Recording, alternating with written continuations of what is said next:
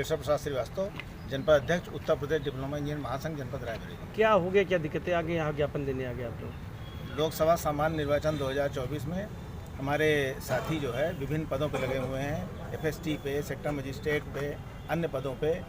ये sector magistrate की meeting Dalmau तहसील SDM द्वारा जो है अवत्ता की गई है मीटिंग में। जिले पे सारी सूचनाएं उनके द्वारा यहाँ दे दी गई, फिर भी उन्हें डलमऊ बुलाया गया। ये लोग सब डलमऊ गए, मीटिंग कर रहे थे। मीटिंग में ही उनके द्वारा गलत शब्दों का प्रयोग और अवत्ता करना, फिर उसके बाद FIR करना, फिर उसके बाद कहना कि ले जाओ इन्हें कोतवाली, और कोतवाली ले भी गए।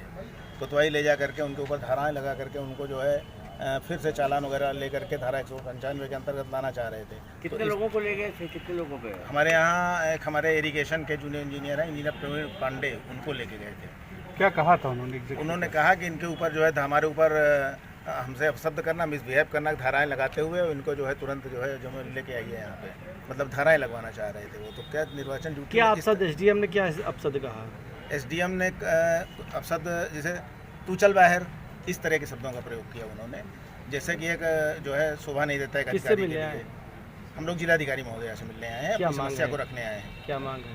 मांग यही है कि इस पर उचित कार्रवाई करते हुए संबंधित जो भी अधिकारी जो अपने पावर का दुरुपयोग करना चाहते हैं और चुनाव में जो है बाधा डालना चाहते हैं, इस तरह चुनाव में बाधा पड़ेगी, कोई भी अपने मन से काम नहीं कर पाएगा पूरी लगन के साथ।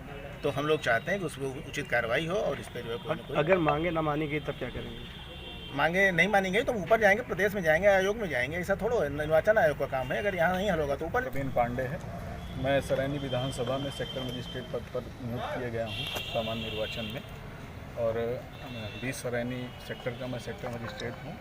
सोमवार को 11 बजे से बैठक थी डलमऊ तहसील में, तो मैं वहाँ समय से पहले पहुँचा।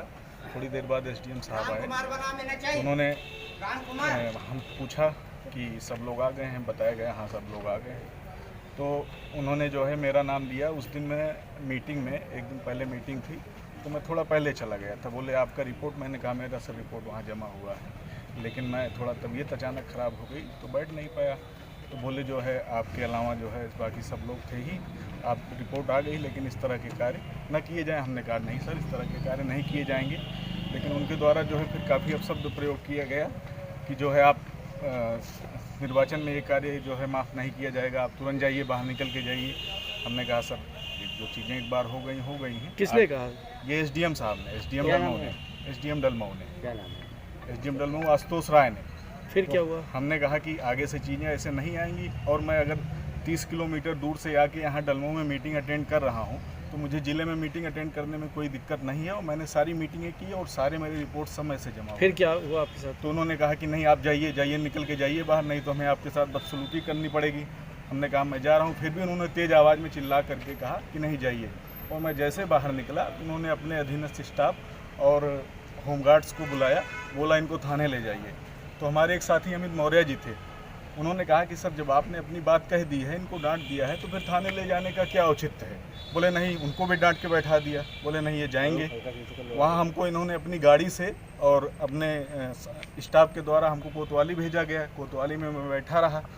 इसके बाद कोतवाल साहब के पास इन्होंने फ़ोन करके FIR दर्ज करने के लिए कहा। कोतवाल साहब द्वारा जब पूछा गया कि भाई FIR हम किस धारा में दर्ज करें, बोले आप 151 में दर्ज करके इनको तुरंत चालान करके लाइए, मुझे जेल भेजना है इनको। तो हमने कहा कि ऐसी कौन सी आज क्या हुआ, आज क्या करना है? आज हम लोग अपना यही बात, अपनी समस्या DM साहब को बताने आए हैं कि इस तरह से अगर हमसे व्यवहार किया जाएगा। हमारे साथ ABSA साहब भी वहाँ ड्यूटी पर रहे, इनके साथ भी पूरी बदतमीजी से बातचीत की गई। तो हम लोग अभी चुनाव पूरा बचा हुआ है, 20 मई को चुनाव है, किस तरीके से हम चुनाव कार्य निपटाएंगे, तो ये चीज़ थोड़ी देखने वाली है। और DM मैम को ये बात समझनी पड़ेगी कि हम लोग भी स्वस्थ माहौल में चुनाव का कार्य अच्छे तरीके से निपटाएं। हम एक जिम्मेदार अधिकारी हैं और चुनाव के सारे कार्य जिम्मेदारी से निपटाएंगे।